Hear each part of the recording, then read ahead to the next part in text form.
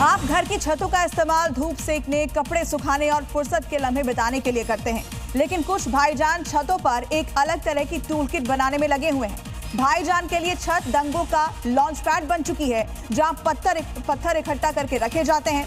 ऐसी एक और तस्वीर अलीगढ़ से सामने आई है, जहां के लोग बता रहे हैं कि कैसे बवाल की तैयारी छतों पर पत्थर रखकर पहले से की गई थी। अब अलीगढ़ में भाईजान ने पत्थर तो चला दिए, लेकिन उनका ये पत्थर मॉडल तोड़ने के लिए योगी तैयार बैठे हैं। छत पर भाईजान मौजूद है। हिंसा चाहे देश में किसी कोने में हो, जगह चाहे कोई हो, साल भी कोई हो, लेकिन भाईजान और उनके पत्थरों का पैटर्न हर जगह एक सा रहता है। छत पत्थरों से भरी होती है और जैसे ही कोई बवाल हो, भाईजान पत्थरों की बौछार शुरू कर देते हैं।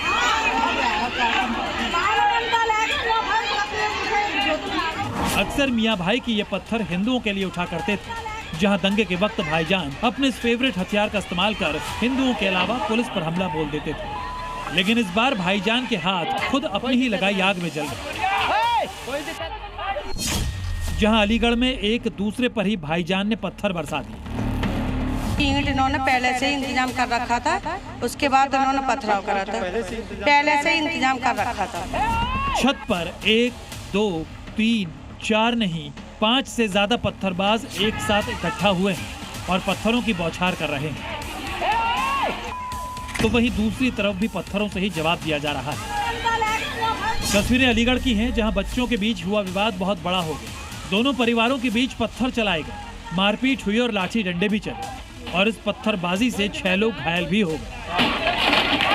इतना ही नहीं, छतों पर पत्थर बरसाने के बाद जब दल नहीं भरा तो भाईजान सड़क पर भी लाठी हाथ में लेकर आ गए और घरों में घुसकर मारपीट करने लगे।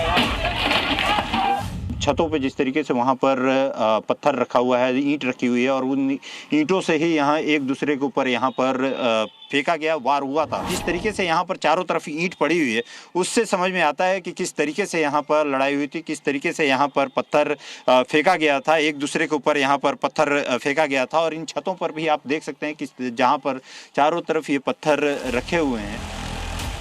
पूरे बवाल के बाद आखिरकार पुलिस आई और झगड़ा शांत कराया गया।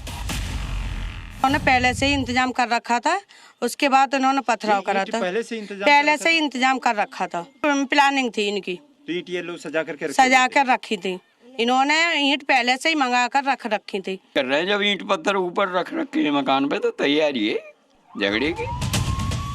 और अब योगी फोर्स इन पत्थरबाजों का इलाज कराने की तैयारी में जुट गई है, क्योंकि पूरा सूबा जानता है कि योगी राज में पत्थर बरसाए तो हश्र क्या होता है।